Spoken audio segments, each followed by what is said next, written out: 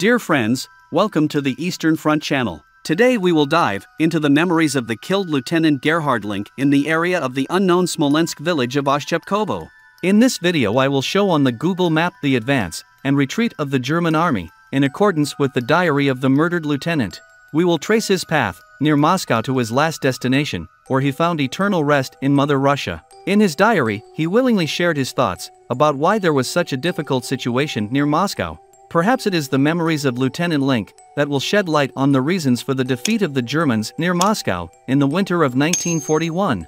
The 87th Infantry Division, which included the 185th Infantry Regiment, belonged to the second wave divisions of the Wehrmacht, formed according to the mobilization plan of 1939 to 1940. They had a large number of career officers with World War I experience who had served in the Reichswehr for many years. In terms of their staffing and equipment, they almost did not differ from the very first infantry divisions of the Wehrmacht. The regiments of the division participated in the 1940 campaign in the West. They had serious combat experience. Despite the serious losses suffered in the winter campaign of 1941 to 1942, about which Link writes in detail in his diary, the division retained its combat potential and fought on the Eastern Front throughout the war, capitulating only in the Courland Cauldron after the fall of Berlin. It should be clarified that during the November German offensive on Moscow, the 87th Infantry Division fought at the junction of the Soviet 16th and 5th Armies and penetrated into the depths of the Soviet defense in the Zvenigorod direction, perhaps the furthest, reaching the bank of the Moskva River east of Zvenigorod. There is almost no mention of civilians in the diary, although its author constantly wrote something down about villages where the regiment's headquarters were located. They just didn't seem to exist for him. Recording his impressions of the battles, Link treated the Red Army soldiers more than critically, not appreciating their fighting qualities, even when his regiment was retreating. He writes much more about the shortcomings of his own army. The Wehrmacht's unpreparedness for frosts, the collapse of supplies, Russian tanks, coupled with the Stalin's organ, they arouse his sincere respect. Well, let's get down to Lieutenant Link's diary. November 15, 1941. This morning, Colonel Carson of the 461st Infantry Regiment took command of our sector of the front. We are moving to new apartments. We will rest until the offensive resumes. The whole regiment has gathered in the village. We are terribly cramped. November 16, 1941. A beautiful sunny day. The snowy landscape is fascinating. However, there is no need to think about complete rest. It is necessary to put up a combat guard so that in this area, rich in forests, we are not taken by surprise. During the day, the frost is still tolerable, but at night it is terribly cold. And each soldier carefully wraps himself in his blanket before lying down on a bed of straw. None of us has undressed since August. Twilight in this region descends by 4 o'clock, and it gets light only at 6:30 in the morning. This morning, the enemy launched an artillery strike on the village of Redkino. Shells fell on the outskirts of the village. One of them entered the house, killed 2 soldiers, and wounded many soldiers. After a 2-month break, we received the long-awaited mail. It is a great joy to receive the first greetings from the motherland, since we left the defense line near Smolensk and took part in the big operation of the Vyazma encirclement. We are preparing for an offensive. We are somewhat worried about the upcoming days. If the enemy burns down a few villages, our troops will have nowhere to stay and warm up.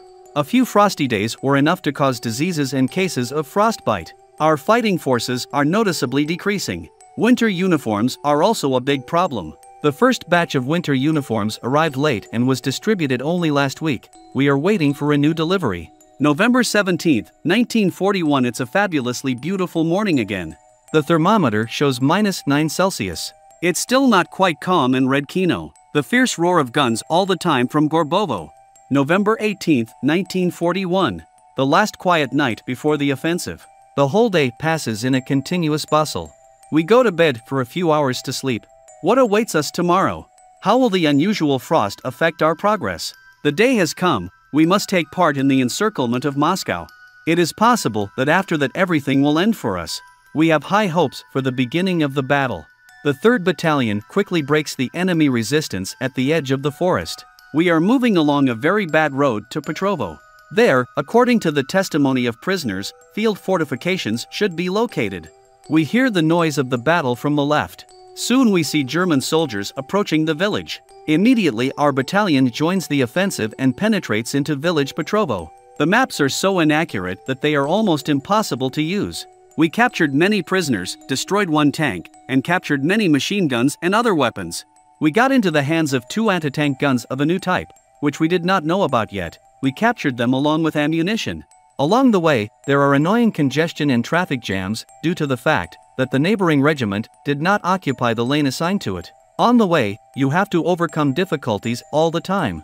The roads are broken by vehicles, heavy carts slide down the smooth slopes. Artillery guns overcome difficult places with difficulty very slowly, despite additional harnesses with horses. Both the lack of forage and the cold effect. In winter all the animals stand in the open air. November 20th, 1941. Due to the bad road, our wagons are far behind us. First of all, we have to pull up parts of the infantry column. However, the order came to continue the movement. So precious hours of daylight pass. We remain with our command post in Gornevo. A regiment with a battalion manages to occupy the villages of Iglovo and Zaviazovo with a sudden attack. Due to the unexpected opening of fire, the enemy suffered huge losses. The heavy guns of the regiment, hidden at the edge of the forest, opened fire on the advancing Red Army soldiers who intended to occupy these positions. In a small area there were more than 30 killed and 6 machine guns disabled. The Russians have heavy losses in the trenches and shelters.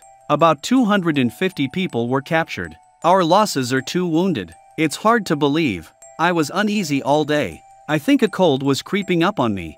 The temperature outside reached -10 yesterday and -7 Celsius today. Gray clouds covered the sky and the sun. It is strange that so far Russian artillery has not fired from either the Oreshki area or the Vyshchenki. Probably, the enemy has few guns and concentrates them on the main blow area. At the same time, the activity of the volley gun, which in the soldiers' language is called the Stalin's organ, is increasing. We ourselves have not experienced its effects yet, but we often hear from afar the continuous roar of blows. They say that the moral effect of exploding rockets is stronger than the real action and is incomparable with our mortars. Our neighbors on the left are not fighting very well. All the time there are places that are not protected from the enemy. November 21st, 1941. In the morning we go to Torkovo. Along the way, I have the opportunity to look at the field where the fight took place yesterday and take some photos. In the afternoon we have to get to the Sasunia. In Torkovo, for the first time, Soviet artillery opened disturbing fire. Unfortunately, we lost several men, horses, and other military supplies. During a conversation with Major General Lut, rocket shells flew in our direction. Many of them exploded in the middle of the village. Everyone in the room lay down on the floor. The windows trembled from the airwave of exploding shells nearby. The window frame is broken, dirt and smoke rise in a column. Senior Lieutenant Tumler, Lieutenant Canis, and Lieutenant Muller were wounded in the house. Groans and screams of the seriously wounded can be heard on the street. The losses of the headquarters company are large. Progress through the forest is slow. First it was necessary to clear the road. Senior Sergeant Berthold, my former chief sergeant during the campaign to the west, and a Spanish soldier, died the death of heroes from shrapnel. The command is heard, watch out Soviet tanks. A heavy KV tank has already appeared on the road, which was mentioned in one of the last Soviet leaflets. Our assault cannon, located in front, will not be able to do much damage to him. Fortunately, the sappers managed to blow up the tank. Suddenly, from the side, in the bushes, the same tank appeared. The brave sappers destroyed it with a thermite mine. When we reached the edge of the forest, we saw that we had lost our way. The Russian artillery hits the command post of the 3rd Battalion very accurately. There are direct hits. Along with many people from the battalion headquarters, Wildhagen from artillery communications team was killed. I caught him in the last moments of his life. We released the Sasunia village and occupy it. The middle regiment on the right occupies settlements at the same height. We are going back to Torkovo. Tired, we settle down in the house where the frame flew out today. The holes were plugged with boards and hay. At night, a barn caught fire, in which 85 horses of the 8th transport column were standing. The cause of the fire remained unknown. Obviously sabotage took place. Most of the horses were burned. One blow, and the transport column belonging to the regiment disappeared. I do not know which loss could be harder. It is impossible to get horses without damage to other parts. You can't get the precious harness at all. We demand that an anti-aircraft squad be attached to fight tanks, since anti-tank guns are powerless against heavy tanks, and medium anti-tank guns attached can only conditionally have an effect. At dawn, the anti-aircraft squad arrives with 188mm and 220mm anti-aircraft guns. I accompany him to the front line, to Sasunia village, and equipping a new regiment command post. The enemy is attacking the 173rd Infantry Regiment. Sometimes the noise of battle is heard. The 2nd and 3rd Battalions are advancing on Cermino. The 2nd Battalion moves from village Zaviazovo to Sasunia and arrives there just at the time when a message arrives about the enemy occupying the initial position near the village. A quick strike of a rifle company and assault guns and the enemy is defeated. 60 Russians killed, remain on the battlefield, 100 captured. Around noon, the 2nd Battalion joins the rest of the battalions ready to attack Cermino. In the area that we captured, it comes to skirmishes with enemy units thrown back to the north. Several tanks are shelling German positions. Anti-aircraft gun knocks out the T-34. The tank burst into flames. The offensive presents an inspiring picture. The whole regiment is marching in an open field from the forest to the village. Assault artillery, anti-tank guns and anti-aircraft guns help with their fire. Aptly dropped shells of assault artillery disable several anti-aircraft guns on the outskirts of the village. Suddenly, a T-34 appears from behind the houses and turns, spewing fire at the chain of our shooters. He is taken under fire by anti-tank guns of all calibers and anti-aircraft guns standing a little apart. This crazy tank turns between the soldiers and tries to crush them with his caterpillars. You can only be saved by a dexterous leap to the side. 1 or 2 soldiers die a terrible death. The steel monster's tower was apparently jammed. In any case, he shoots only from his machine gun. The projectile of a light anti-tank gun hits the exhaust pipe. Fire bursts out of the tank. The engine is smoking, but the tank rushes forward at high speed. In the end, one chain jumps off the running gear, the tank is spinning in place. The next shell smashes the second caterpillar, the T-34 stops. Meanwhile, the first companies are already in the village and are pursuing the fleeing enemy with fire. Cermino is in our hands. The Istria-Zvenigorod highway has been cut. Lieutenant Stravel, he stayed in Sasunia, survived terrible hours. Strong formations of Russian infantry flooded the road connecting both battalions and threatened the village. Telephone wiring is cut in places. Those who tried to fix it are shot. Shortly after this incident, I, along with the lieutenant from 1st Division of the 187th Artillery Regiment, were returning back. In one ditch we found a burning motorcycle sidecar. 2 soldiers are lying in the blood-red snow. Separate disturbing artillery fire and blows of the Stalin's organ fell inaccurately, far from the village, in the field. 1/3 of the T-34s were destroyed from 50mm anti-tank guns on the eastern outskirts of Cermino. In the evening we always warm up and rest tired. These are hours of unforgettable, refreshing slumber. It is necessary that one of the staff officers should always be awake, sitting by a dim lamp. November 23, 1941. Today is Sunday, we're staying put. But Sunday peace is not felt in our headquarters, the phone rings too often. Come and are sent back. Constantly someone comes and goes to the battalion. Minor disturbing artillery fire is observed in the field, our sappers are working on the road. A group of scouts was captured. November 24, 1941. The offensive continues. But soon the company was forced to stop, in front of the enemy's fortified positions in the forest. We are suffering huge losses, there is no way out. The head of the company, Lieutenant Richter, died on the Zvenigorod-Istra road. I am looking in desperation for the 6th company sent to help, and I meet the 11th company left without a commander and scattered. It took me a lot of work to put it in order and put it back into operation. The Stalin's organ spews its deadly song continuously over us, releasing one burst after another. One of the volleys forced us to lie down. Gradually we get used to it. As soon as we hear the rumble of volleys from afar, we immediately hear, "Attention, Stalin's organ, everyone is looking for shelter." The last turn hits the target. Many houses catch fire, of all the nearby wagons, only a few were saved. I managed to save a horse from a burning barn. I could not untie the second horse and left it to its fate, because at that moment the burning thatched roof fell. Heavy losses were caused by enemy actions and diseases. The combat power of our troops is weakening every day. If 14 days ago there were 70 people in the company, today there are only 40, tomorrow there will be only 35. Some start counting the days when it's their turn to die. All this in no way adds to the fighting spirit. Some of the best commanders who try to lead people forward by personal example are the first to die in their company. This fact shows how numerous losses among officers and non-commissioned officers, today about 40 people, which is 50% of all losses for the day. The new commanders, who arrived as replacements, do not know the business well and have not grown up to perform such important tasks. Some people are stupid and indifferent. They have no conscience, and they leave their bosses in the lurch. They use every opportunity to step back. A favorite excuse for this is to carry the wounded. The fight is still going on in the forest. I'm going back to the 6th Company to deliver the order. Meanwhile, the 1st Battalion under the command of Senior Lieutenant Zech captured the settlement of Svatovo located in the rear, behind the Russian forest positions. Lieutenant Friedrich undertakes distracting attacks from the rear with insignificant forces. The 6th Company, which I finally reached, is pushing the enemy from the west. At dusk, the enemy retreats. Communication with Svatovo is restored by Lieutenant Friedrich, who simultaneously delivers forward 2 tractors with anti-tank guns.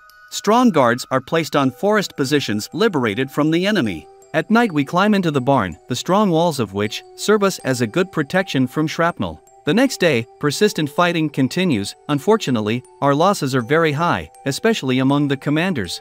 Our people, who have been in continuous fighting since the beginning of August, are tired and overworked. The moral burden is excessive. The cry of orderly runs through the chain of soldiers like a wandering fire, and, on the contrary, the cry of forward remains unheard. All these unpleasant phenomena, which were previously unknown in our regiment, are now openly manifested and cause a lot of trouble to the command staff.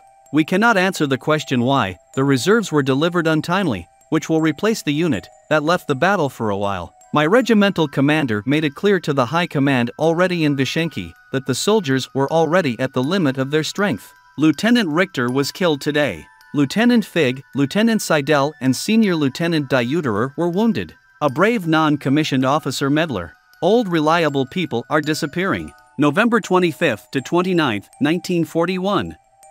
We are on a line, captured from the enemy. The neighboring parts are located at an equal height with us. On the contrary, the right flank is lagging behind. We failed to break the enemy's resistance. Formations of the Waffen-SS and tanks have occupied Istra and are moving forward to the east. By doing this, they temporarily take away from us the glory of being closer to Moscow. We bury the dead of our regiment at Sermino. The weather is clearing up. This makes it possible for aviation to strengthen its activities.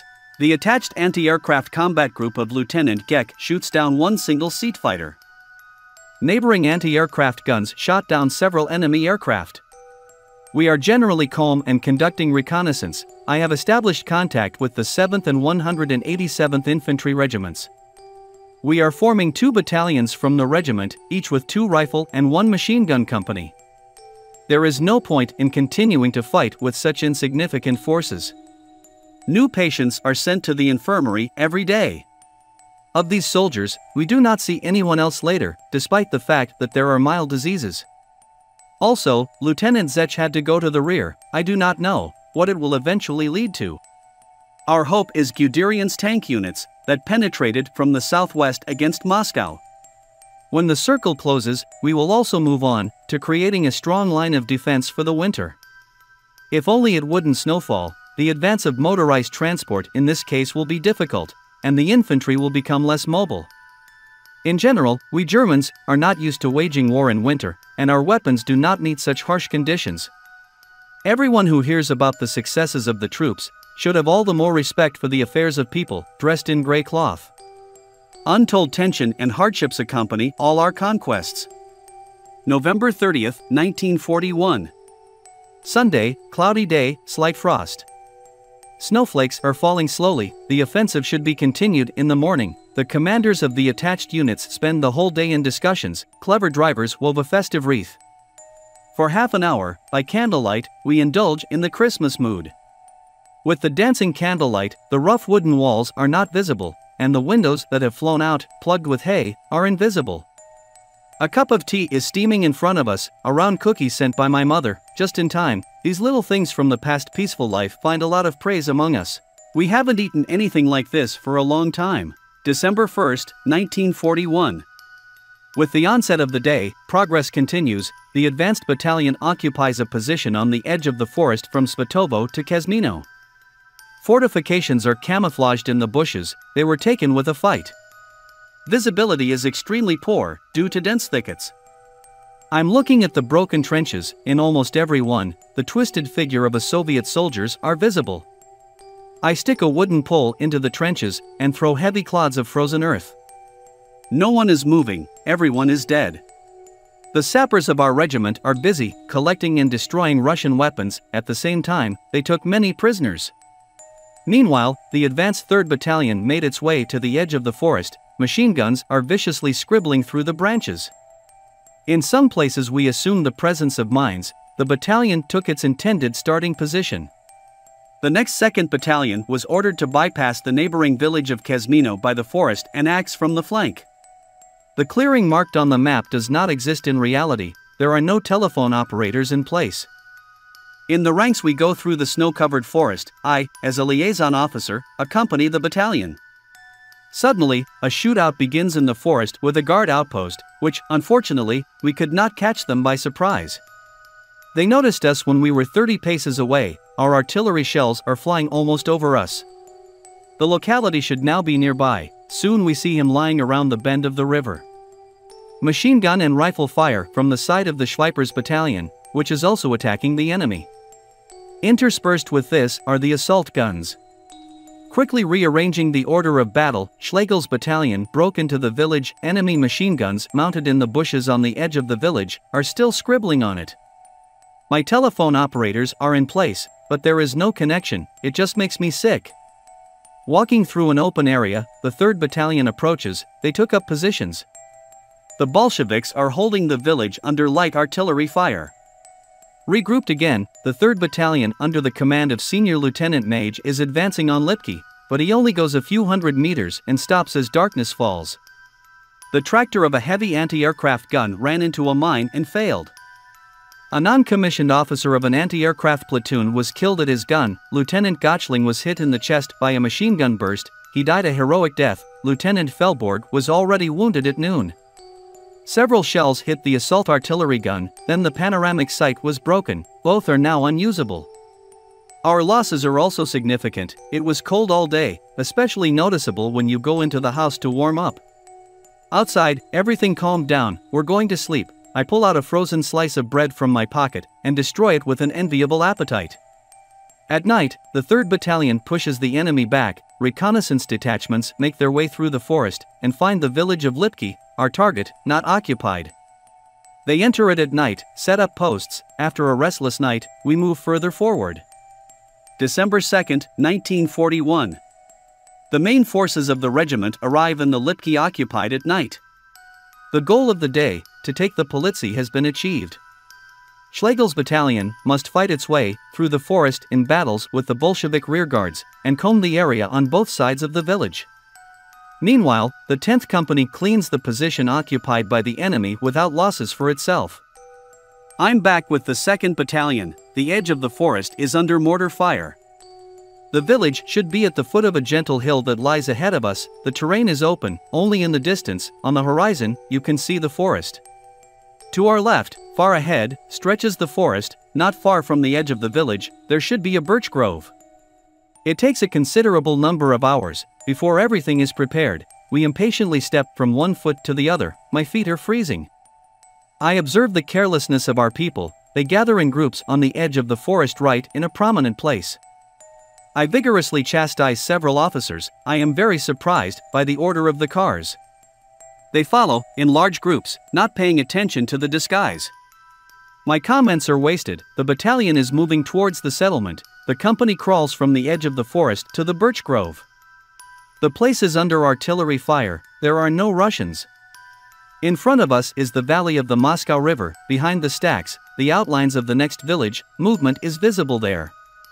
Heavy guns quickly approach the positions. Heavy machine guns, anti-tank guns, light regimental guns open fire with direct fire. The Polizzi Village lie on a hill. On the other side of the Moscow River are forested hills. This position will not be very pleasant for the Russians. One impatient machine gunner also wants to open fire. Stupidly, the first machine gun burst hits our own comrades. Lieutenant Schreiterer is seriously wounded and will bleed out soon. After the regimental commander, who arrived at that time, outlined the line of main resistance, I returned back to Lipki to the command post. We settled down at the school. In the evening, a pleasant surprise.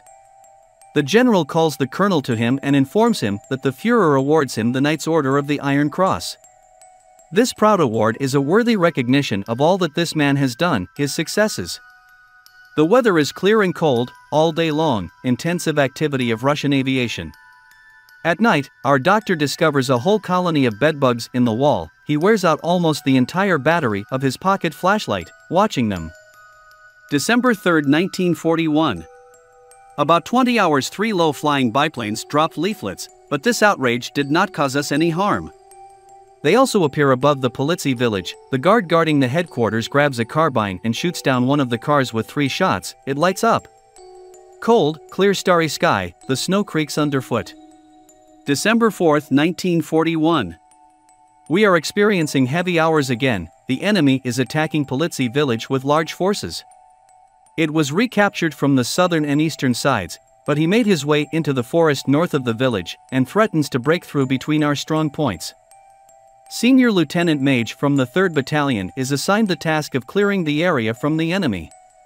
I'm called there. Fierce fighting ensues in the forest. The shots don't stop for a minute. Repeated echoes reinforce the impression of shots. Heavy machine guns of the Russians are ironing bushes, shells are whistling around, the fire subsides for a while, then the shell hoots heavily, and the whole damn thing starts again. They shoot, in my opinion, more blindly, only at the intended target, bullets whistling here and there are confusing, since no one can distinguish between their own and the enemy's. After the first unexpected clash, the Russians are no longer visible. Their undirected fire keeps our people at a distance.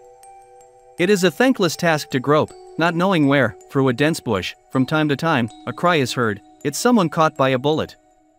Poor wounded, blue-faced, lying on the cold snow. It is almost impossible to alleviate the situation of helpless people in these conditions.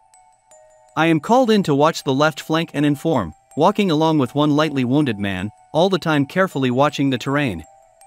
After a while, I meet a reconnaissance squad that has been sent to reinforce. I acquaint the commander with the situation. Suddenly we notice at a short distance from us, near the village of Polizzi, several dark figures lying in the snow. From time to time, they move cautiously. There are about 15 to 20 of them. There is no doubt, they are Russians.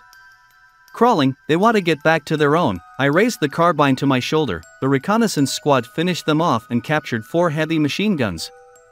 Meanwhile, the 3rd Battalion managed to take several machine gun nests and destroy the enemy entrenched in the forest. With the onset of darkness, the situation changed in our favor. We captured 15 heavy machine guns and put them into disrepair. 43 prisoners are in our hands. But we also shed a lot of blood. The regiment lost 31 soldiers killed and 55 wounded, which significantly reduced its combat capability. The senior lieutenant from the 1st Company of the 187th Sapper Battalion died the next day from a severe chest wound. December 5, 1941. At night, the temperature dropped to -26°C. We feel the enemy's merciless fire on us and intend to move the main line of defense to the edge of the forest, since the village of Polizzi is unfavorable for leading the resistance. Around midnight, the enemy's disturbing fire reaches the Polizzi village. Heavy Russian artillery sends a hurricane of destructive fire to the village. In the intervals between shots, the terrain is illuminated by rockets. All this, without a doubt, means preparation for the offensive. As always, at such crucial moments, the telephone cable turns out to be damaged, and the radio cannot be used due to severe frosts. The situation is depressing, uncertain. I'm heading to the edge of the forest to find out the details. A heavy smoke cloud rises above the Polizzi. Flames are shooting out of many houses. Heavy mines continuously crumble the village into splinters. It seems that tanks are also taking part in this case. The bursts of falling mines are so close that my eardrums feel the pressure of the airwave. Our artillery suppresses the enemy's explored firing points with concentrated fire. There is such a noise in the air, as if a flock of geese flew by. That's why I remember the song Wild Geese Rustle in the night. The cues go to the target, while the infantry remains inactive. Several heavy tanks are approaching the village. We with our medium tanks are powerless against these monsters. But the enemy infantry is scattered. The Mage Battalion, which arrived in time, replaces Schlegel's battalion. A lot of cars and horses burned down. Lieutenant Wenzel is slightly wounded by shrapnel. The whole day cost us 11 killed, 34 wounded, 19 soldiers suffered severe frostbite. The loss of officers is significant. Lieutenant Georgi died a heroic death. The 1st Battalion of the 187th Artillery Regiment lost many officers wounded. It is a desperate pity that none of them who got sick or were wounded and sent to the rear did not return to the front line again. There is no need to think about a full-fledged replenishment. It is not clear when we will be replaced. We are starting to calculate when the last people will be out of action, then there will be no one to hold a weapon in their hands. The presence of people capable of servicing heavy machine guns or heavy mortars is so insignificant that with further loss these types of weapons will not be able to be used. In addition, some of them, along with vehicles, were left there due to the lack of personnel when they entered the Ruza on November 1st. The icy wind throws prickly needles of snow in the face, a hard crust settles on the balaclava from breathing. Some parts of the face quickly turn white, and after a few minutes of being in the cold, you return frostbitten. Numerous guard posts and guards are trying to warm, at least the feet most sensitive to cold at the miserable campfires. Our uniforms do not stand comparison with the Russian. The opponent has cotton pants and jackets, he is dressed in felt boots and fur hats. Recently, a small batch of fur coats has arrived. They are issued to soldiers who have to be in the cold more time. Shoes are not enough, especially in the current state of boots and socks. December 6, 1941. Having failed to achieve success in our direction, the Reds rushed to their nearest neighbors. Here and there, heavy local battles lead to success. The right flank of the corps is still lagging behind. Therefore, an order was given to straighten the line. The reconnaissance will be carried out early in the morning. On the site of our regiment, this line is extremely unprofitable. It passes mostly through the forest. It takes me hard to think whether I can complete the position with my small forces and hold it. In the morning I went first to Kazmino, and then to Svatovo to prepare command posts. The road was crowded with cars of every part imaginable. With great difficulty, with other formations, I was able to place a command post in a kindergarten, a massive stone building. December 7, 1941, Christmas Post. We are aware of the impossibility of holding the line of defense. Further withdrawal of forces to the Sermino-Lucchino area is expected. Together with the commander, we inspect the area for a new position. Sappers begin immediately the construction of dugouts and barriers. There is a dressing station in the orphanage. One morning, at reception hours, about 30 soldiers from a recently transferred rifle company appear here. In general, about 80 people were brought, 40 of them with frostbite of the 2nd and 3rd degree, who should be transferred to the infirmary. Swollen legs are covered with blisters, and these are no longer legs, but some kind of shapeless mass, in some cases already blackened. Those who have passed unscathed through the rain of fragments until now become disabled here. A few surviving houses cannot give shelter for the night to everyone. Huddled closely together, people lie down to the very vestibule. They heat up bone-hard bread in an open oven. How bad these people look. They are tired and unshaven, and their clothes are shabby. From fatigue, people fall right where they are standing. What to do next? Not a single fresh person who could take the place of the one who will fail today. Is there really no division that could replace us? The headquarters of the Supreme High Command carefully analyzed the situation on the Soviet-German front in December 1941. The command came to the conclusion that it was necessary to take decisive measures to take away the strategic initiative from the enemy. It was decided to strike the main blow in the western direction. It is here that the High Command has concentrated most of its reserves. Planning a counteroffensive, the Soviet command sought to exploit the difficulties of the German fascist troops, who did not have time to regroup for defense, and were forced to resist the attacks of the Red Army, in unprepared positions. However, this was a risk for the Soviet Union, since it was necessary to launch an offensive operation immediately, without any pause after defensive battles. According to intelligence data, the command established that there were no troops in the rear of the Germans. All reserves were exhausted and drawn into the battle. The enemy soldiers were very tired, their morale was falling. From the lieutenant's diary we see that the Germans had a very hard time since December 5th. It was on the 5th that the Moscow strategic offensive operation began. Contrary to all the predictions of Field Marshal von Bock about the impossibility of the Soviet troops going on a counteroffensive on a broad front, at dawn on December 5, 1941, the Moscow strategic offensive operation began, with strikes by the armies of the Kalinin front.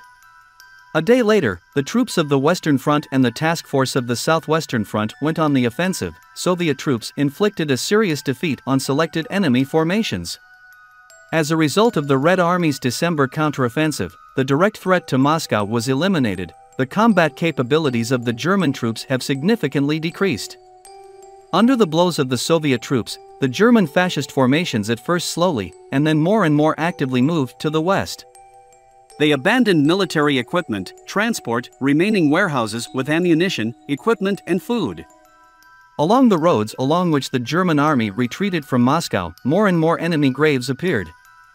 At the beginning of 1942, the Soviet counteroffensive ended, the enemy was driven back from the walls of the capital. Germans suffered heavy losses, 38 of his divisions were defeated. During the Battle of Moscow, the German army lost up to 500,000 people killed and captured. 1,300 tanks, 2,500 guns and mortars, more than 15,000 cars. The fields of the Moscow region were littered with broken and burned military equipment. December 8, 1941. Japan declared war on England and the United States, thus, it is finally on the Axis side. It is still difficult to judge the significance of what is happening. I still think that this will be the beginning of open hostilities between Germany and America. The first actions of the Japanese seem to be successful. Since noon, disturbing enemy fire on the village Kazmino, the telephone connection is out of order again. At 17 o'clock, out of breath, a messenger comes running. He brings the news of the death of Oberleutnant Mage, the adjutant of the regiment commander.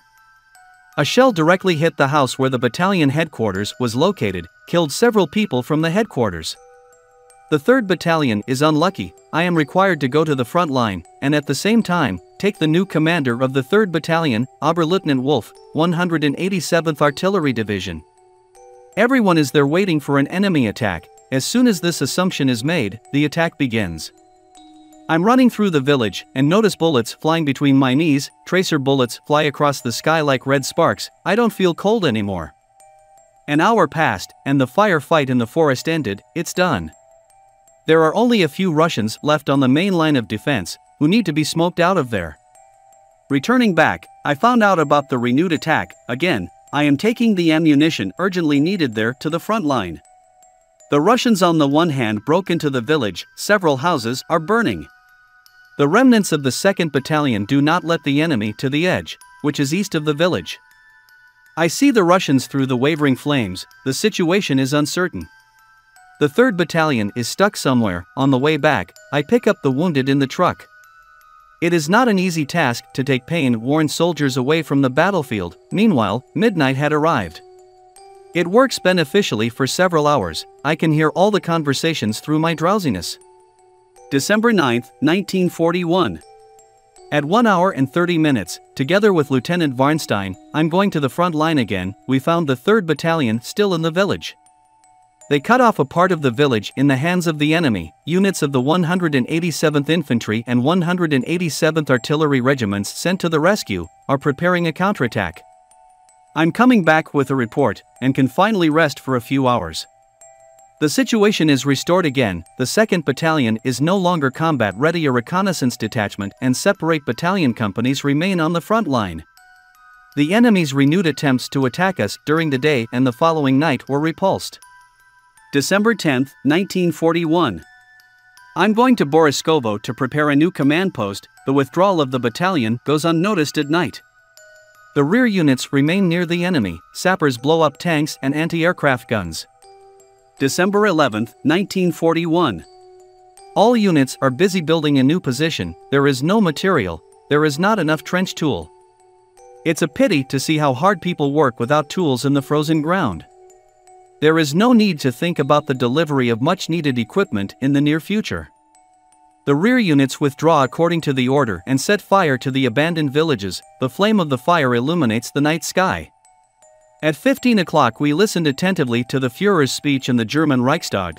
We were pleased to learn about the declaration of war to the United States. We've been waiting for this. Our naval forces will be able to respond to Roosevelt's brazen challenge. December 12, 1941. The construction of positions, despite all the difficulties, is moving forward. The enemy has not yet approached. His guard is at Svatovo, at the right 7th Army Corps. The enemy managed to break through threateningly deep into the rear. The bitter cold was replaced by wet weather. The consequences of this are icy conditions. December 13, 1941. A sad celebration, the burial of the fallen comrades at Kazmino took place.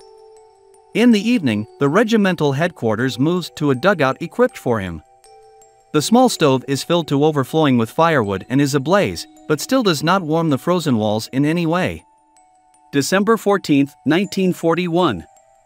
Everything is covered with frost, the sun shines brightly in the crystals of snow.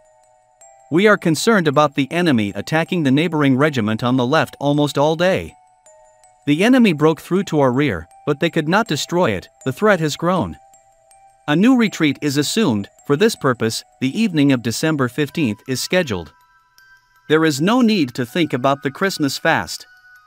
Separate enemy units should be located at Obarkovo, on the road along which the delivery takes place. Ordered to leave positions tomorrow morning. It's all very bitter. It cost us untold labor to dig the ground without the necessary tools for this. We literally dug it with our nails. Our shabby room is ready. At the same time, the last construction materials were spent. The sappers no longer have a single nail, not a single end of the wire. And so we have to give up, leave to the mercy of fate the land that we have conquered in our victorious movement forward. Oh my God! What have we been guilty of, that this has fallen to our lot? Our situation is critical. There is a danger of being cut off. We need to retreat. 20 hours is the shortest time. We must hurry. We can have another bowl of rice soup. It's good that everything is already prepared. We go all night long. We may have to withdraw with battles. Internally, we are ready for this. The situation is unknown. Most of the telephone wires are cut and the connection does not work. Did the enemy cut them? There is still an intermediate station in Sorokino. A slippery road makes you suffer. With difficulty, we descended by car from a steep slope. The assault guns will no longer rise. One of them was blown up. Nothing is known about the fate of the second one. Meetings with retreating regiments create the first traffic jams. We have to go around the road. With great difficulties we break through with the column. In the village of Rakovo we stopped. The further path must first be explored. In a crowded room, sitting on a chair, I doze for 1 hour. Lieutenant Strobel is lying under me. When the flame in the small stove goes out, it gets cold, and we freeze. The room has bad, damp air. December 15, 1941.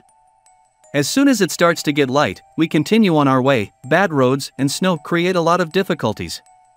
Cars often get stuck in the snow, slowly moving forward. The vehicles of the regiment's headquarters are dragging with difficulty. One of them should be taken in tow up to the place of rest village Zagary. I arrived there around noon. To the south, not far away, the noise of battle was heard. With an appetite, I destroy several pieces of stale bread. You don't have to think about sleep. I'm staying at the telephone, which has not been removed here yet. Danger of being surrounded, it seems, is no longer there. A long column of all kinds of vehicles and soldiers continues its way in the dark. It's not easy to take patience with you. I want to go ahead with the carts, but the highway is filled with cars.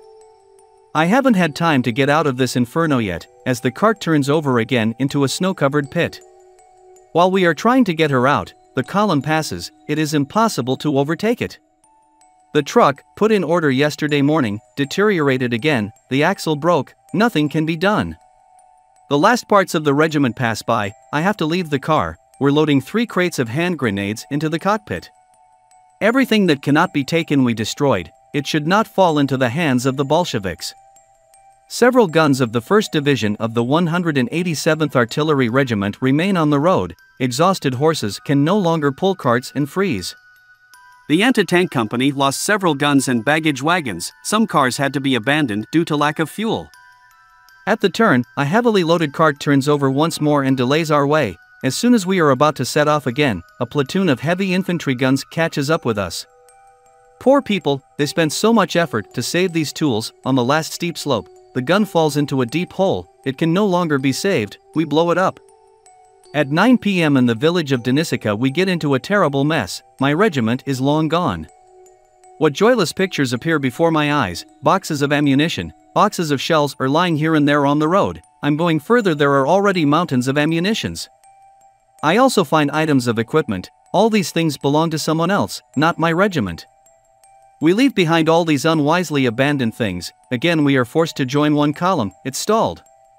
Neither back nor forth. A few kilometers away from us is a difficult section of the road. The cold penetrates everywhere. I try to protect myself with a blanket and 2 overcoats, but my feet are stiff from the cold. It's blowing hard, the snow covers all around. December 16, 1941. The front column is moving slowly, the traffic jam ahead has already been resolved, and we are moving relatively well. What amazing pictures stand before us. I think I have seen this only in the campaign to the west during the retreat of the French troops. Broken cars, scattered cartridges, in many cases, they hurried to reset. It is very bad that we do not have enough hidden storage rooms in which we could hide at least the most valuable. Morale and discipline suffered heavy blows during this retreat. How much valuable property has been wasted? They didn't even bother to destroy it all. We can be afraid that these munitions will fall on our heads. With small obstacles, I get safely to the regiment. We passed through Polizzi Village, the former location of the regiment's headquarters. Then, of course, no one thought that we would see this village again. Although the situation was not good then, in that autumn slush, now it has become even worse. The numerous losses suffered during this time weakened our troop even more.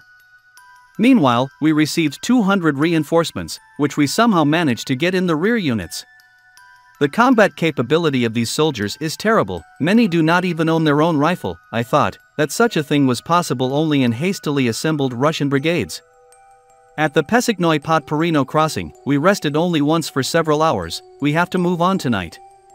Our goal is Ticino, also well known from the offensive period. We have to stand there for the next few days, covering the movement. I pass through Ruzza, abandoned, almost completely deserted. Wooden houses are burning in some places. These torches illuminate the city. It's as bright as day. We're moving into Colonel Raid's old apartment. At night the order comes, prepare for defense. Finally, the Führer's authoritative word: it is impossible to retreat further. Keep the Russian line of defense to the last. The city of Ruzza itself should be turned into a springboard. December 17, 1941. The defense organization immediately identified a number of difficult tasks. Every now and then, losses in ammunition and equipment are revealed. The last battery of Captain Rake was left in Ruzza. The city is overflowing with wagons and units of every division imaginable. These groups break up and disperse every now and then. The clueless management of some parts only makes you shrug your shoulders. These divisions should be given an example of the leadership of the retreat in my regiment. Incredible pictures are presented. Completely degraded figures wander everywhere in an undignified form, like tramps, like the last bastard. I interfere every time I meet such a loose guy. For the most part, they are short-term soldiers, without thorough drill. In the 267th Division, it even came to a bloody brawl. The new line of defense runs through our section of forest, on this side of the river. This line is undoubtedly better than it was in Kesmino, but worse than in Boriskovo. The plot is very wide for us. December 18, 1941. A light anti-aircraft gun has been sent to support us. With the help of sappers, we create positions. The torment with the sapper tool began again, first of all with picks and shovels. Again, the work was slowed down by the absence of wire and mines. There is absolutely nothing available. Finally, we managed to get some equipment. I immediately take off from my place to bring some mines and coils of barbed wire from the specified warehouse in 2 cars. It was a bad trip. On a dilapidated bridge, the car failed and got stuck among the protruding logs. Then we saw that we had lost our way. The second car went downhill. After many efforts, the cars could continue on their way again. It was only when we reached the detour that we were able to get closer to a road suitable for traffic, but we did not leave for it soon. Then it became clear that it was impossible to drive along this road. A heavy car could not take a slippery climb. I had to leave the car until tomorrow. We went on without it. On the way, 2 cameras in the wheels burst. In the dark, no one would find the specified warehouse. December 19, 1941. Since we are in dire need of protective equipment, I'm on my way again to find a mine depot. This time I'm taking an armored car with me. We had to rush through the area being shelled by the enemy. Everything went well. We load our wagons to capacity with long-awaited mines and wire. When leaving, we were caught by machine gun fire in one place, but even in such conditions we managed to safely carry heavily loaded wagons. Today 27 people left the infirmary. I ordered to hide all kinds of weapons, equipment and ammunition lying around unattended, and I take some of the things that may be useful and take with me. December 20th, 1941. We are feverishly working on creating positions. We are moving to Vacellino. There is such a terrifying tightness in the Ticino village that we have to find a place for the battalion where the units withdrawn from the front lines could warm up and rest at least one night. December 21st, 1941. For several days, disturbing enemy fire has been observed on the regiment's site. We lost a few soldiers. The enemy wants to rush to our position, but the exposed mines inspire him, in all likelihood, respect. A local battle ensues, which leads to further losses. Several soldiers were apparently captured by the Russians. The demand for replenishment of personnel became more and more insistent on our part. Replenishment was promised, and we received it in the amount of 40 people, among them -2 officers of the marching battalion. But it did not make significant changes to our situation, since on the same day about the same number of people were sent to the infirmary. Fresh units must be dropped on planes. The first replenishment arrived in other units. The next day, the plane could not take to the air due to unfavorable meteorological conditions. There is no need to count on a new delivery now. What will all this bring us to? First, good combat-ready units are formed, then nothing is done to refresh them. People have a feeling as if they were put on duty, and then forget to change. Are we abandoned? We got the impression that all the events are not being held on time and that now not everything has been done that is necessary. All the barracks there are overcrowded, but here at the front every person is dear to us, first of all, specialists and officers. Some authority with incomprehensible persistence keeps people in the rear units. It is sad. We were amazed to hear in the morning the news about the change of command of the army. The Führer himself took command. A brief order introduces officers to this changes. I assume that the shift is connected with our retreat, which with a more prudent organization of the case, timely delivery of reserves could be eliminated. We understand that our transport is doing a tremendous job. The network of railways and highways on these endless plains is so small that they are loaded to capacity. Now the cold weather affects the work of transport. You won't find coal for thousands of kilometers, but all these difficulties must be overcome. Therefore, it is not surprising that we lack a lot. I would say, we have almost nothing. At first we could get a lot in the captured areas. There were enough supplies for cattle and horses during all the bad months when we were left to ourselves. Now we are in the same area, our paltry remnants will soon run out. Potatoes are added to food only in the smallest quantities, the cattle are completely cut out, forage in the district is running out, oats were difficult to get before. It is also good that food and ammunition have been received so far in sufficient quantities, all the other things we really need. I have already mentioned here the protective means, as well as lighting equipment, tools, building materials, all this is rare. December 22nd, 1941. After a thorough search, I found some good weapons and equipment among the broken abandoned cars. We're hiding everything. We'll try to put it into action soon. A heavy snowstorm causes a lot of trouble. A strong gust of wind is enough to make the newly cleared roads impassable again. Even on a sleigh it is difficult to get through. We are overwhelmed with worries about transportation. A few days are enough to stop all movement. December 23rd, 1941. It is worth a lot of work to ensure that we are left with a light anti-aircraft gun located on the front line. Every now and then this question comes up again. All the time there is no clarity on who should dispose of it. At night, the Russians managed to get through the minefields and make their way to our defense line. The enemy company was pushed back by a counterattack. The food train was stuck somewhere in the snowdrifts. It's still snowing heavily. A gusty icy wind is whistling over the plains. I'm going to investigate. The winter forest stands untouched, like an enchanted one. There wasn't a soul here before me. There is a deep silence, branches of trees and bushes bend under the weight of snow. December 24th, 1941, Christmas evening. Christmas starts at 18 o'clock. At noon, intensive enemy aviation activity began. I watched as a Russian fighter was shot down. The commander, together with Lieutenant Strobel, went to the front line and to the neighboring division. I am making brief entries in this diary. They don't have to be brilliant, stylistically immaculate summaries. No, they are as merciless as reality itself. These notes should contain what is really happening. After dark, the commander, accompanied by Lieutenant Strobel, searches for several vacant houses. On his return, officers and orderlies of the regimental headquarters gather near a small Christmas tree. The colonel says a few words about the military Christmas of 1941, candles illuminate a spacious hut, and everyone thinks, of course, about Christmas at home, about dear people. They've got some little things. You can get a shaving device, toothpaste, combs, writing paper, insoles, powder, etc. I chose a lighter, a notebook, handkerchiefs. It's a pity that the Christmas mail didn't arrive. The joyful unpacking of parcels was cancelled. Our guys managed, despite all the difficulties, to save the goose intended for today. Goose managed to change several owners during this time, but he was returning to the old one again. Our people masterfully prepared a festive dinner. 2 flasks of French champagne arrived in time, the existence of which no one suspected.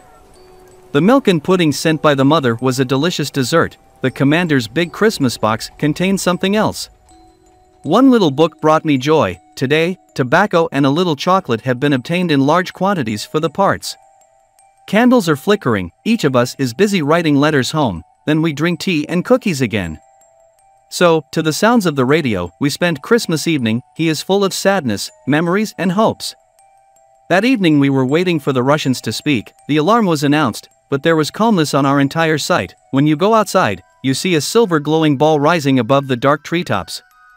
It illuminates the ground for a few seconds, then goes out, and the landscape is plunged into darkness again.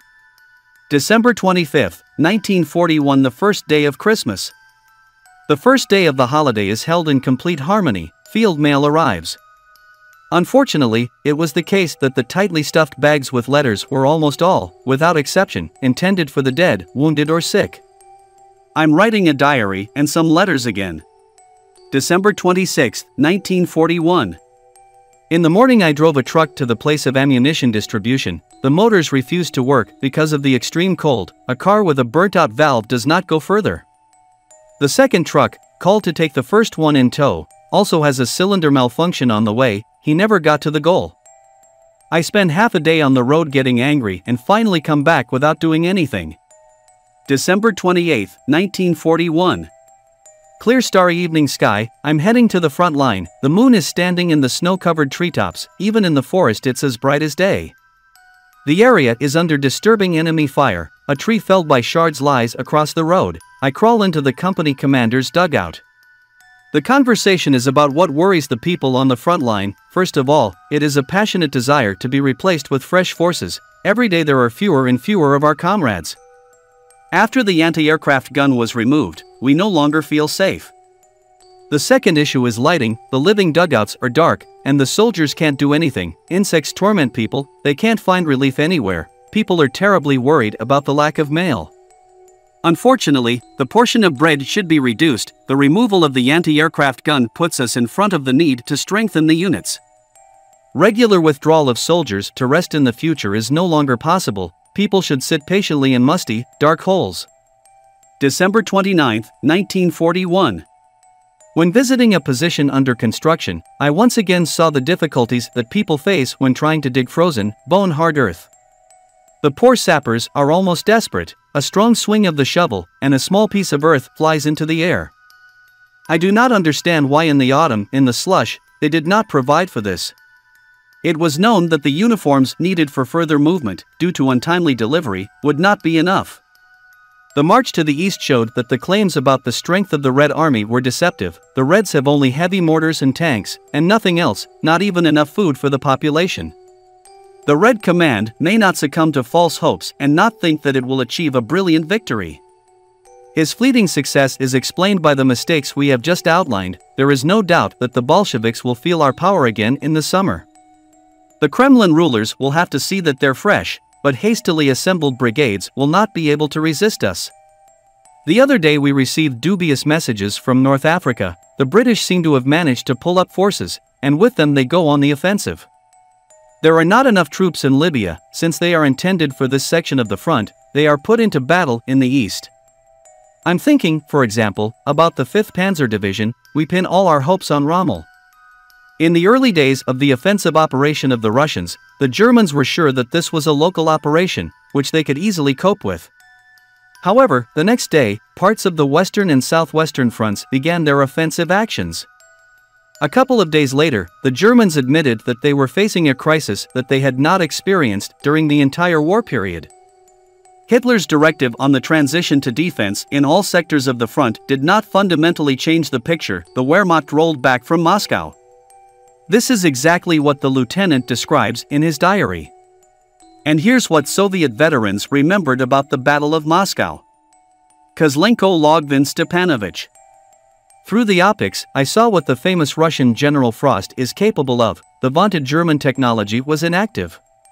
While General Frost continued to freeze the Germans, another general by the name of Zhukov arrived at the front line. I saw this stocky, stern man when he was preparing the army for a counteroffensive. Fresh forces were already arriving to us, well-dressed Siberian units in winter, armed with machine guns. The cavalry helped a lot then. Cavalry detachments constantly attacked German sledge wagons, preventing them from carrying out shells and food. Bek Nikolaevich, tankman. I started fighting in September of the 1941, we then drove the Germans away from Moscow, liberating our villages. Most often, they were empty, people were either taken captive, or they hid in the woods in dugouts. I remember how we ended up in the village of Yumuga. We drive along the road, and around the mangled German cars and the bodies of dead soldiers. We were forbidden to get out of the tank, but my comrade Viktor Pavlov, a fighting kid who regularly went AWOL for young ladies, violated the order. I jumped out and followed him. We go, then, and we saw a picture. A young German is lying, his face is twisted, his arms are spread out, dead as if. Victor took the bayonet and poked him in the palm. He immediately came to life and screamed. Pretending, you bastard. Unfortunately, Victor did not survive the war. His tank was bombed and burned down, and he was with him. Everyone lived one day because we saw only horrors. If they don't kill you today, you'll die tomorrow. If you don't burn in a tank, you'll go under the ice during the crossing. If they had told me in 1941 that I would return from the front without a single injury, I would never have believed it. It's a miracle that we survived in such a meat grinder. Petrov Ivan Nikolaevich, Border Battalion. I served as part of the 10th Motorized Rifle Regiment. Our border battalion occupied the defense of Moscow near the Golitsino station of the Moscow-Minsk direction. The Germans were standing 27 kilometers from Moscow. There was panic in Moscow. People did not know about Stalin's whereabouts. Many sought to leave the city and go to the east of the country. At the beginning of November, when there was a slight respite in hostilities, Stalin decided to hold a military parade. We were removed from our positions to participate in the military parade on Red Square. A week of training, and on November 7, 1941, at 7 o'clock in the morning, our battalion arrived at Red Square. To this day, I remember this distant, but unforgettable parade. I felt the feelings of pride, delight, and confidence that gripped me then. Holding a parade on Red Square caused unpleasant surprise among the Germans and confidence, calmness among Soviet citizens. From Red Square we were sent straight to the front. And our battalion was again sent to Golitsino. On the night of December 5 to 6, 1941, there was a strong frost -40 Celsius. We were sitting in the trenches, and there was a red glow over Moscow. And suddenly, like a big cloud, covered this glow. Our Soviet planes were flying from Moscow in a dense formation, a huge spot. The ground was shaking, but we had no fear, only a feeling of great exultation. For the Germans, who considered Moscow already defeated, it was a complete surprise. German troops were driven back from the capital. During these difficult December days, I will never forget the feat of Senior Sergeant Sidorov. And how can I forget that? The senior sergeant, left alone and unarmed, rushed at a German tank, smashed a machine gun with a hatchet. He shoved his hat into the barrel, which exploded when fired. The enemy tank exploded, and our comrade died with it. December 30, 1941. The population that has left villages and villages comes back in droves to get some food. But we must be merciless. We cannot spend our small stocks. Threats drive people away. Let hunger do what bullets could not do. December 31, 1941, evening of the old year. The end of the year still brought us a little joy. I met a replenishment at the Mozhaevsk train station, 2 non-commissioned officers and 104 soldiers.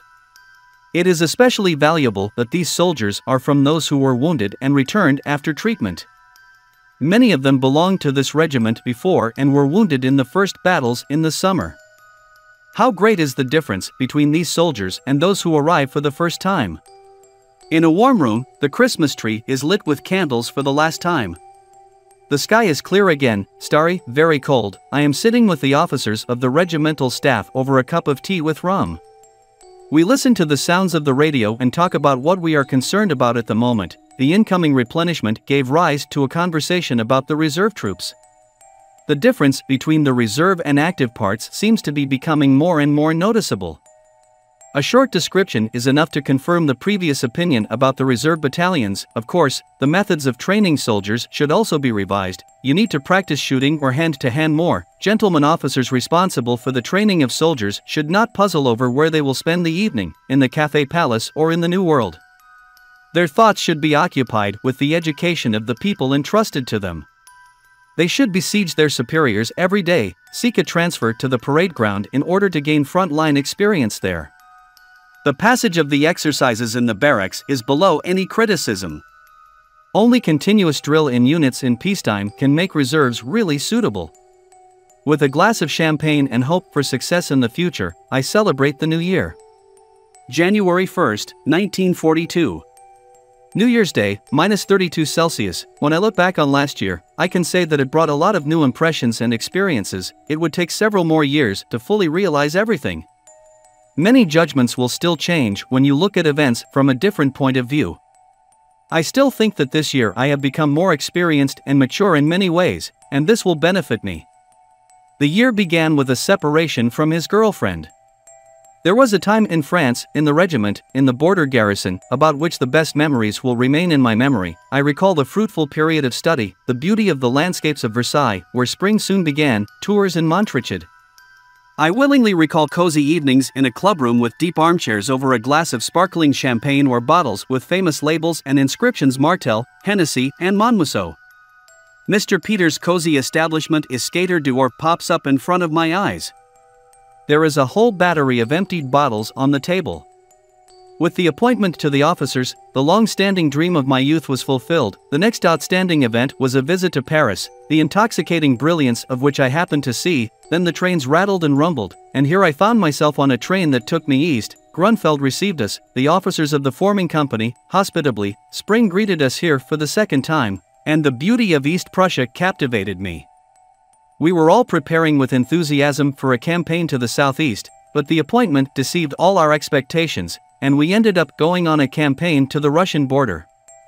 The regiment met the morning of June 22nd on the front lines.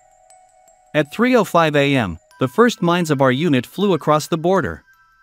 10 minutes later, the infantry attacked numerous border fortifications, the location of which I helped to establish the intelligence headquarters. Here my platoon took the first fight. My good old friend, Lieutenant Berenger, a brave, courageous fellow, died when I was under the Ruza. We lost a lot while we took the Ossobets fortress. For me, the name of this fortress is forever associated with deep sands stretching for kilometers, ready to suck in swamps every minute, the scorching June sun and thick, all-pervading dust. After the first battles, in which we participated up to the Białystok area, I stopped to rest in Sidra, where I received the Iron Cross of the 2 degree. This was followed by a period of continuous movement and transfer to the rear units. If at that time this activity seemed boring and tedious, now you remember with pleasure about carefree days in the former Polish regions, about various dishes of field cuisine. At that time I received the amazing news about the heroic death of my brother Hans. We had to fight again. After a long trip by rail, we arrived in Smolensk. I will always remember the most brutal defensive battles that brought heavy losses to both sides. September found me in Dukovshina, in the reserve of the command staff. By the beginning of the Great October Offensive, the command sent me to the regimental headquarters. An inspiring, brilliantly conducted offensive brought glory to my regiment. October 13th, Shkapana and Popovka. The hardest days will remain unforgettable for me. The large environment in which we took part will go down in history under the name the Battle of Bryansk and Vyazma. Nothing could detain us. We quickly overcame minefields and blown-up bridges. On October 18th, my commander awarded me the Iron Cross of the 1st degree. Now I had to go through a season of impassable mud, during which time I learned to ride. We were walking through the Borodino field, where Napoleon fought, which is still recalled by numerous obelisks of monuments. We crossed the Moskva River through the ford, then overcame the march to Vyshenki, repelling the enemy's attack. The first acquaintance with the Siberian divisions, the onslaught on Moscow, fraught with many events, begins, which I described on the first pages of this diary. Hardships and inhuman tension accompanied us throughout 1941, more than once death stood before us, stretching out his bony hand. And here I am standing in front of an open door, through which I must pass, not knowing where the road will lead me, but I have enough courage to cross this threshold. I am convinced that it will be no less difficult and harsh, because fate led me through the battlefields in 1941. I am sure that the new year will lead us to victory. January 2, 1942, from -33 to -37 Celsius it is freezing cold. I got myself a pair of local felt boots. My feet are amazingly warm. Little by little, our part acquires them. Unfortunately, the amount that can be obtained is much lower than the need. The most severe torments from the frost seem to have been experienced by us, since soldiers in insulated dugouts do not suffer so much from the cold. Fur coats have been obtained for centuries, which protect well from frost. Fortunately, frostbitten people recover safely. A few days ago, they started collecting warm clothes at home. It turned out really funny when the Reich minister appealed to hand over warm clothes. A newsreel depicting the issuance of fur coats was already shown in the cinema, and it was announced on the radio that the soldiers of the Eastern Front were beautifully dressed. A deplorable game. It could be, of course, not bad if we ourselves were not suffering characters in it. Before winter things come to the east, Easter will come. January 3, 1942, -28 degrees Celsius. We have been preparing for a new campaign for several days now. The general state of things makes it necessary. This destroys everything that has been done so far. The worst thing is, of course, the cold. It makes you feel with renewed vigor. Our position in terms of the location of the position is improving, but the question is, won't this advantage have its drawbacks? Sunday, January 4, 1942, only -19 degrees Celsius. When I go outside, I want spring to come sooner. The summary reported a few days ago about the fighting in the central sector of the front and in the Crimea. Since we have no reserves at our disposal, every sudden local offensive can lead to serious consequences. A gross mistake was made in the manual. The heads of those responsible for this are rolling, and our general must also surrender his leadership over the corps. We ask ourselves what will happen if the enemy goes on the attack. It's bad that tank specialists are used in hand-to-hand combat. That is unusual for them. If tanks are thrown up later, there will be no people who could serve them. If there is no shift in the near future, our battered, exhausted divisions will not be able to fight in the summer. Morale and discipline point to phenomena that were previously alien to the regiment. At the same time, I found that in other parts such things protrude even more convex and brighter than in our country. It starts with a careless attitude to the storage of military property and ends with thefts from each other. And in general, the word friendship is now written with a small letter. It is bitter to see that there is no longer a collective imbued with the spirit of struggle and the will to resist. Many old officers who took part in the World War declare with one voice that the spirit of the troops was much better then, and phenomena like the current ones did not take place in 1918. It's worth thinking about. The reason for this can be found in the fact that for most soldiers of short-term service, the concepts of performance of military duty and soldier's honor have not yet entered into the blood and flesh. It is a pity that many do not act decisively where it is necessary. January 5, 1942. The month of snow begins with minor frosts. In January, snowfall should begin, which will cover the roofs with a meter-thick layer of snow. The sky is covered with gray clouds. The moon is not visible, otherwise it would illuminate the snow-covered earth, and the night would be bright. Does the march on Moscow, launched at such a late time of the year, have sufficient political ground? We proceed from the assumption that this operation will untie the hands of Japan, which, thanks to the transfer of powerful Russian forces from Vladivostok to the Bolshevik capital, which is under threat, will be able to fight with redoubled force against England and the United States. The first great successes of the brave Japanese are also our successes. It was our entry into the war that finally made it possible to put a limit on the supply of military equipment from America. Japan and its fleet are pulling British and American naval forces from the Atlantic. American aid to England is entering a period of crisis. January 6, 1942. I visited the dressing station of one battalion today. What I've seen is truly amazing. Many of the body was completely covered with boils. This is the result of a lice bite. Underwear was dirty to the point of horror. It can no longer be used. Such phenomena, when the point is working at full load, are inevitable. People have not had the opportunity to change their underwear for several months. Dirty underwear has been in the satchel since the summer. There is no way to wash it. To do this, only water and soap are not enough. you also need to be sure that there is enough time to dry.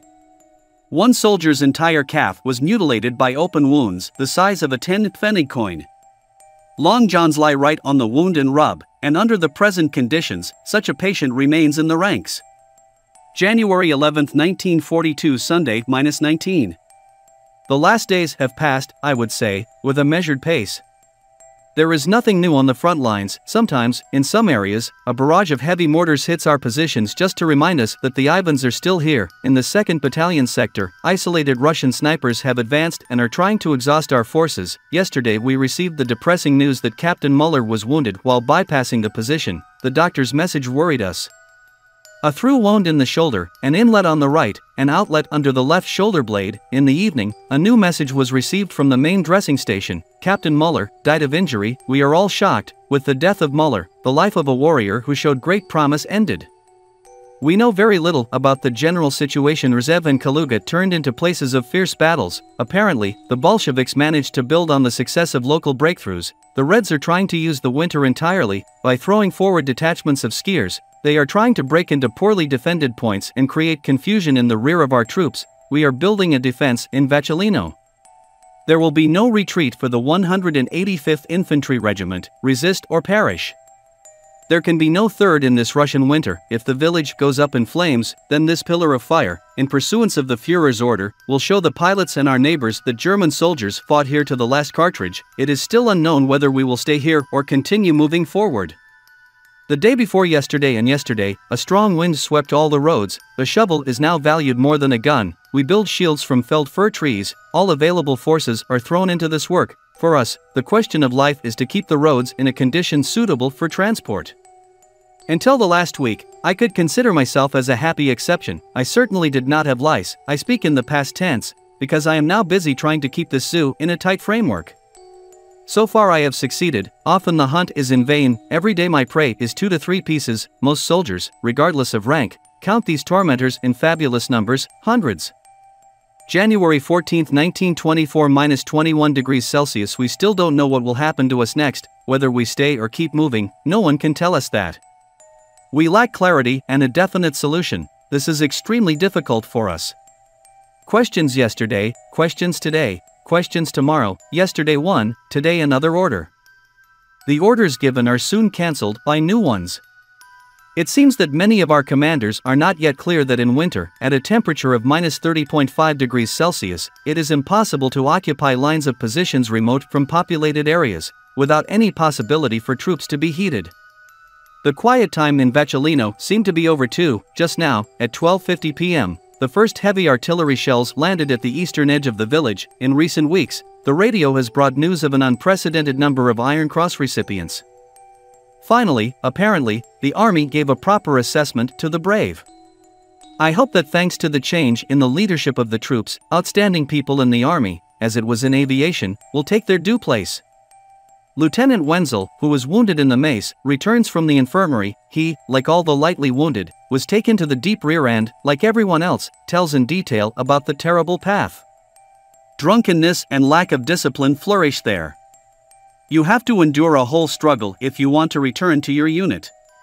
In most cases, the wounded are sent to their homeland, to the infirmaries, and from there, after recovery, to the reserve troops. Thus, people do not return to their part back. Of course, they would prefer to be treated in a field hospital somehow, just to stay among their own. An iron broom is what we all dream of. We've done almost all the trips by sleigh, and I do great sleigh rides all the time. Of course, at the same time, there is not enough cheerful company, which is so appropriate in such cases, and in the end, a welcoming hotel and a cozy vacation are not waiting for me. Such a trip with your girlfriend would be much nicer and more attractive. I received a nice letter from her yesterday. She asks if I will kiss her on my return. Whoever I am at the same time, I could only answer, of course. After such a long separation, such a modesty is quite accessible, isn't it? Changing the order, we have to move to Ilyinskoye, a miserable village consisting of 7 houses and 1 stone Soviet barracks. The 3rd Battalion occupies the resistance line at Prudny Toporovo. No one really got enough sleep. A hard bench served as a resting place for me for a few hours. Sunday, January 18, 1942. Fire. This cry brings us out of a heavy sleep early in the morning, at about 5 o'clock. Acrid smoke penetrates through the cracks in the ceiling, dry beams lit up from the red-hot stove, engulfed in flames, the smoke in the corridor is suffocating, my eyes are watering, we have brought snow and are trying to extinguish the fire. But to no avail, as the snow falls through the beams, it's still dark, the clock shows the 6th hour of the morning, the headquarters and the headquarters company are moving to the neighboring village of Gorshkovo, it's the beginning of Sunday morning. My master is obnoxious today. Nothing has really been done. I often find it difficult to restrain myself, the air is clear, but it's very cold again, we have sent all the cars that are unnecessary now forward. Thanks to this, the columns will not be so infinitely long, congestion will be eliminated, in the evening, the windows of the barracks will burn down, the ceilings have caved in, we are spared from work. January 19, 1942 we quickly drove by car to Galavino, where I have to prepare the room. I had sad thoughts when I moved to the front line, saw tank ditches, wire fences stretching far, why all this? It's a pity to leave the area to this dirty, ragged people. Yesterday, the sky turned blood red in many places, the villages that were set on fire were ablaze. This is done in order to take away from the Reds climbing forward any opportunity to warm up and find any supplies. Greedily devour the flames of dirty houses. The war is merciless, it means, us or them. January 20, 1942 -40. The temperature dropped to -40 Celsius, it is impossible to convey how the face stiffens from the cold, the frost penetrates even through coats and mittens, our rear guard has returned back, they all returned, with the exception of the 2 missing. Most of the regiments of our division are retreating. Again, a few frostbitten. January 21, 1942 I'm going ahead of everyone to Baranov again, I like this way of preparing apartments, at least you get independence for the whole day, difficulties in the transfer of troops are unlikely to be. Everyone is in a hurry to step back, the headquarters company had the opportunity to take a few cows with them. I would like to keep this valuable cargo for myself. January 22, 1942. With horror, I drive through Klishchevka, which was once drowning in mud, and get to the highway. There are a lot of abandoned trucks parked here, they have been standing along the road for several weeks now, no one even bothered to remove this property or set it in motion again. On one car I found a satchel and a carbine. This driver should be hanged. In many places, roadside poles have already been blown up and large unusable houses have been burned. Villages that were under heavy shelling, it's a pity, there are 8 to 10 houses left in them, it's hard for me to write everything I've seen. At night, the battalions, frozen through, came up, the platoon's dray horses are completely exhausted due to poor roads and lack of forage. We are in Katarinki, the few roads cleared of snow have to be bypassed, a messenger arrives at 4 o'clock, he brings the news that the battalion has not yet arrived at its intended location, with such a cold, he has been on the road for 12 hours. I'm going there right away, it's a good 10 kilometers on foot. The road is bad, full of potholes. I stumble a few times in the dark. I pass the place where the position should be, wire fences and freshly cut trees give a sense of security. The terrible cold penetrates everywhere, the breath immediately settles in the form of frost on the balaclava, collar and hat. The pocket flashlight refuses to burn. When I come to Sorokino after many hours of travel, it is already light and everything, of course, has been in order for a long time. Nothing is going well with us at all today. Motor transport is not moving forward fast enough. I arrive in the village at the same time as the units. After walking for some time, almost the whole village is occupied by foreign parts. We don't find a suitable room.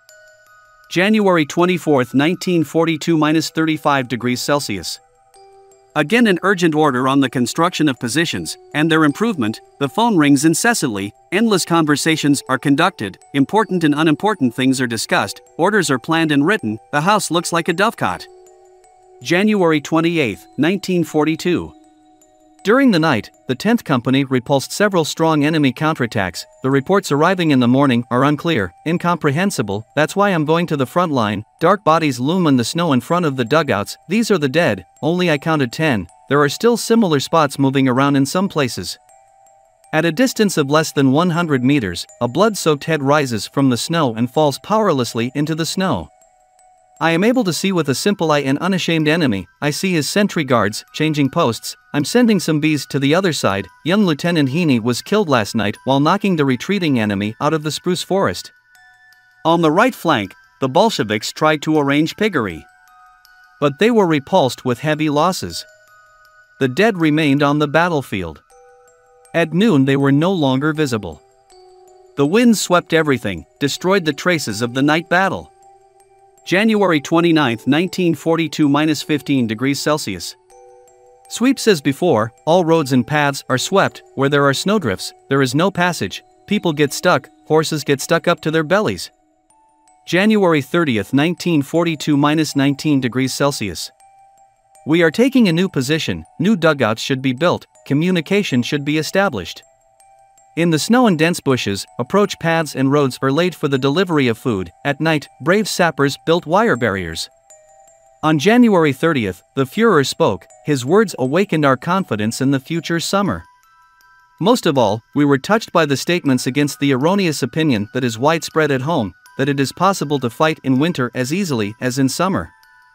The Führer left no doubt that everyone on the Eastern Front is strained to the extreme and that the hardships are monstrous. We are supported by the belief in our superiority and ultimate victory. We noted this state with satisfaction. The beginning of spring is not so far away now. And in the summer the offensive will continue. The task of the motherland is to forge weapons for us tirelessly. Until then, we must hold on under all circumstances. January 31, 1942.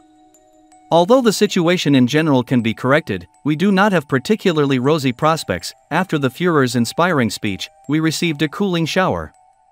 While the enemy is surrounded near Rzew, his mounted detachments managed to break through and break further to the highway west of Vyazma.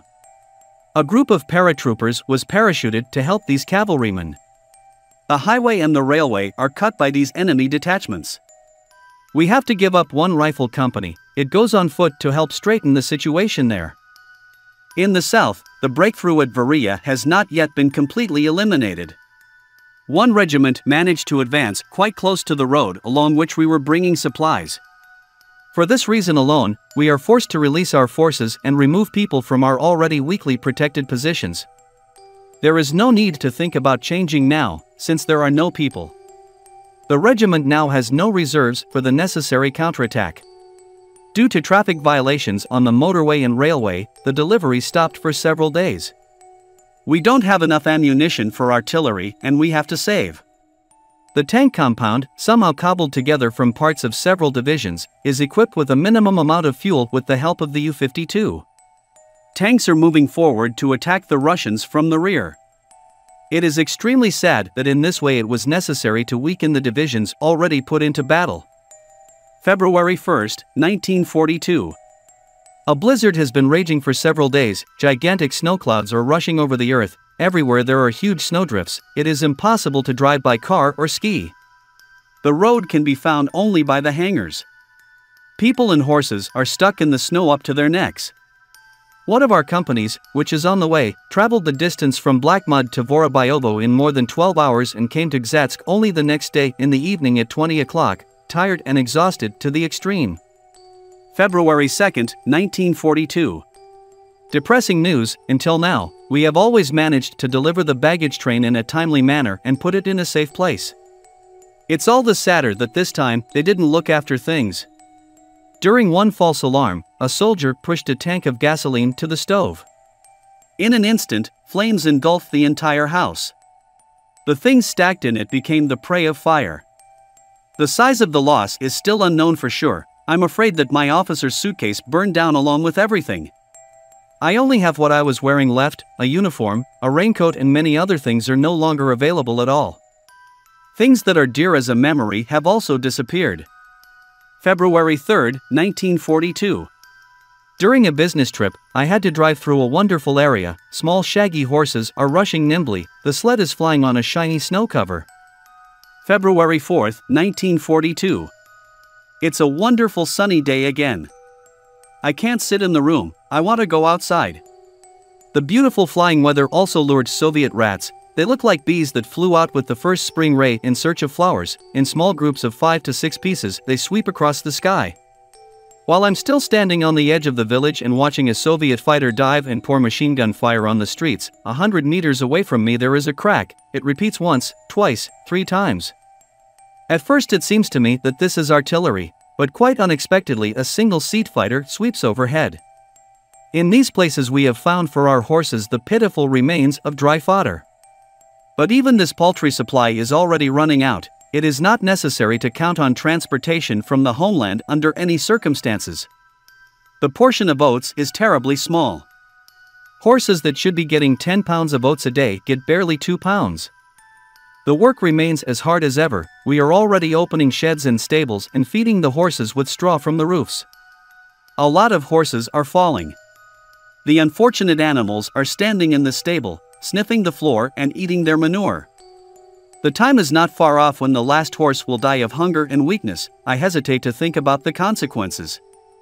In this area, the subsurface waters are very close to the surface. In some dugouts, the dampness breaks right out from under the floor. According to the stories of residents, this area is swamped and becomes completely impassable for a while. The forest on the edge of which our positions are located is covered with water. Communication is possible only by boat. Our dugouts and shelters should then float. Yes, the prospect for the future is not brilliant. For these reasons, we put some of the ammunition in warehouses so that when there is no supply, we will not be left without anything. We did the same with food. We already know this period of impassable mud from last autumn, which is still fresh in our memories. Despite numerous misunderstandings and great difficulties with transportation, food has so far, except for the bad months last winter, always arrived, although often late. The bread ration was sometimes insufficient, especially for a soldier on the front line, who does not have the opportunity to add anything else to it. For the first time during this trip, we received chocolate along with a portion of tobacco. Chocolate gave us a lot of pleasure and brought a little variety to the usually monotonous field kitchen. The post office is a sore spot in a soldier's life. Very often it happens that the most necessary things are delayed. For the same reason, we still haven't received the much anticipated Christmas packages. And the letters go very slowly, although the last ones are relatively recent, dated mid-January. In the cities of Orsha and Smolensk, there are thousands of bags of mail at the train station. Since January 4th, the delivery of parcels has been discontinued. This explains the fact that some of the Christmas gifts that are already in Orsha have been returned back. This was not done particularly well, even from a psychological point of view, both for the front and for the motherland. February 5, 1942. I'm home alone today. The commander and Lieutenant Stabel left for the front line. I'm guarding the house, sitting at the table and writing. A concert is being broadcast on the radio. The sun is smiling and shining again, however, its rays are not yet bright, and it is too low to warm. Colonel Becher's newspaper, published by the 4th Tank Unit, has recently appeared, depicting the struggle at the gates of Moscow. Senior Lieutenant Gunther Kazin describes the breakthrough and the actions of the divisions participating in this breakthrough with breathtaking vividness. This is an exciting page of our glory. Each name can become a household name. The vivid presentation of the facts ends with the order of the General of the 2nd Artillery Corps, who speaks of the suspension of the advance from December 5, 1941 in connection with the coming winter. How much more need, suffering and deprivation will we have to endure? With what ferocity we fought in this harsh winter, unusual for us. I remember December 2, 1941. On this day, our regiment numbered 12 officers, 7 non-commissioned officers, and 362 soldiers. Despite the huge loss as a result of losses, frostbite and illness, the regiment bravely performed its duty and continued to fight. For some time our lieutenant colonel and I were the only representatives of the old command in the regiment.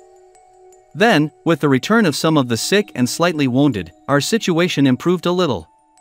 But we really lack replenishment, especially specialists, machine gunners, mortarmen, radio operators, gunners and loaders for infantry guns and anti-tank artillery, telephone operators and sappers. In addition, there is a noticeable lack of well-trained non-commissioned officers. Therefore, it is no longer possible for us to achieve the same impulse and combat capability. In any case, it takes a lot of time to carefully prepare the replenishment, which, unfortunately, has not been prepared in the right size to date. I think it is impossible for our unit to be thrown into new battles in such a state. Along with the lack of personnel, there are shortcomings in the most necessary military equipment and in the harness for wagons, as well as in trucks for bringing supplies. It's very hard to work with my commander, on the one hand, I have no right to do anything without his consent. On the other hand, he demands independence from me. Extremely irritable, he loses his temper over the most insignificant trifles. I take into account that we all have nerves strained to the extreme, but that's why we have to restrain ourselves. This situation is becoming unbearable. After all, an officer is something other than a clerk or a recruit. I recently ordered a few books for myself. I want to expand my small library. When circumstances allow, when there will be a slightly different situation than now, I will read more. I will deepen my knowledge after the war. I will undoubtedly continue my education. An officer is required to have comprehensive knowledge in all fields of science. A good education is already necessary from an educational point of view. The war, of course, makes us forget all these requirements. The more pressure we will need to work on spiritual development after the war. February 12, 1942. Nothing significant has happened in our sector of the front. The enemy, except for the disturbing fire and the raid of the reconnaissance squad, which was repulsed, left us alone. Last night we went to the wire fences. The walk did not bring any special results. Our neighboring division on the right has been giving us a lot of worries for several days now. The soldiers did not repel the attack and did not hold their positions. The Russians have broken deep into the rear, very close to us, and are continuously pulling up forces. Now we are in trouble, too, because we had to give our neighbors our reserves and remove our people from the front line. Sapper companies were used as infantry for conservation. I don't think it can fix anything. It won't do anything. You can't endlessly patch up these holes in the defense. Artillery fire and bombers alone are not enough here. Even the strong actions of artillery are not able to do this, nor are the stormtroopers able to do it. February 17, 1942. The fight against the enemy who broke through in the neighboring division is being prepared for several days. A smokescreen, assault aircraft and tanks are used. But the enemy, strongly fortified, could not be destroyed. The unexpected appearance of the T-34 reduces success to nothing. Russians remain mobile even in deep snow. At high speeds, they go, pushing the snow away with high shafts, which are used by the enemy as shelters. The Reds turned the village of Vasilkovo into their stronghold. Despite all efforts, it has not yet been possible to take a narrow breakthrough strip in the pincers. The enemy throws up all new forces. The troops brought into battle have been in the open air for a whole week. Since attempts to cut off the enemy have still failed, my regiment and the reinforced 8th Motorized must be assembled and do this thing. This is piggish. The positions are just ready to some extent. On Sunday, at noon, the enemy sent us his leaden greetings. The enemy could observe an increase in movement. Yesterday the fire was repeated at the same time. I was sent to a dugout that was still under construction. The mortar attack of the Russians this time forced our people to leave the kitchen. I opened the door of the dugout. Flames, rumble, dirt and smoke. The projectile pierced the roof and hit over the door, so it tore up the walls. The ceiling of the kitchen collapsed. The beds of the soldiers crumbled like a house of cards. One soldier was standing at the door. He was wounded. It's good that I got off with only this. The commander was in the next room at that time. I haven't been feeling well for a few days now, tormented by severe headaches. Shivers. I take quinine to support myself. In the evening, the fever stops. This concludes the diary of Lieutenant Gerhard Link of the 185th Infantry Regiment of the 87th Infantry Division of the Wehrmacht for the period from November 15, 1941 to February 17, 1942, who was killed near the unknown Smolensk village of Oshchepkovo. The diary of the murdered lieutenant was picked up by Soviet soldiers on the battlefield.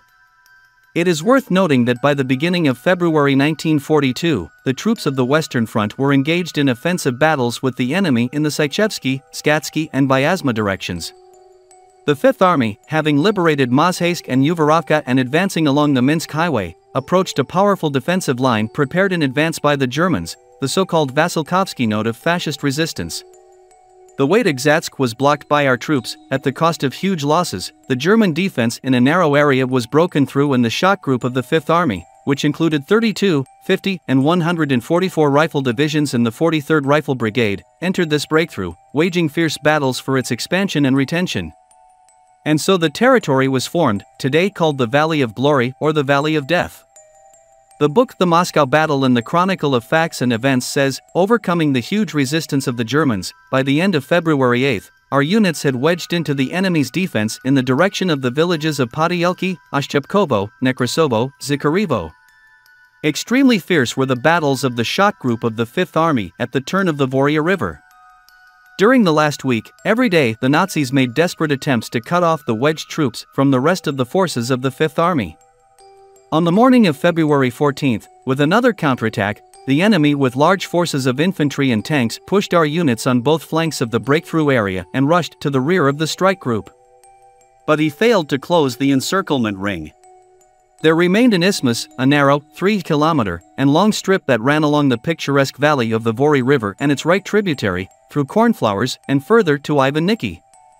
Almost every meter of it was shot from both sides by the enemy. However, Soviet fighters and commanders, having quickly created strong points in both settlements and on the commanding heights, successfully repelled the enemy who broke through. The murdered lieutenant also writes about these strongholds in his diary, although he does not call the village Cornflowers, but Vasilkovo. This line of defense built by the Germans during the war was called the Valley of Death. The village of Ivaniki, which was located here, has long since disappeared, as well as the village of Vasilki to the west of this valley. During the winter offensive near Moscow in January 1942, Soviet troops reached this line and held it at the cost of thousands of soldiers' lives. This was the only section of the Moscow region that was not liberated during the offensive near Moscow. The Soviet troops could not overcome the Vasilkovsky knot of German resistance and went on the defensive. This section was part of the general defensive system of the Zgatsky fortified area of the Germans, the overcoming of which was completed only in 1943. Dear friends, that's all for today. It was Tim and the Eastern Front channel. If you like this video, please support it with like and write your opinion about the reasons why Germans were defeated near Moscow.